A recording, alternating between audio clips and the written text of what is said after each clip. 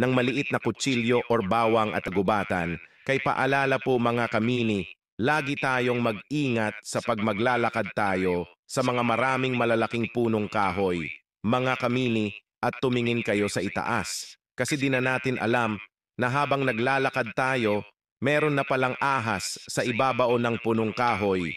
Ang ganitong klasing ahas ay nasa taas ng punong kahoy. Yan sila nakabitin at magulat ka na lang nasa likod mo na dahil iba. Babayan nila ang ulo at saka kanila iikotan sa kanilang katawan. Mahalagang paalala mga kamini, huwag maglakad mag-isa, lalo na sa kagubatan, tulad na lang sa ganitong pangyayari. At kung gumala kayo sa ganitong lugar, lagi kayong magdala asin para ibuhos nyo sa bunganga ng ahas. Maraming salamat sa panood mga kamini. Kung bago ka pa lang dito, taos-pusong kenhingin ang pag-follow sa aking page, paki-like and share, at comment kamini. Laging tatandaan ang buhay at mahalaga kaya laging mag-iingat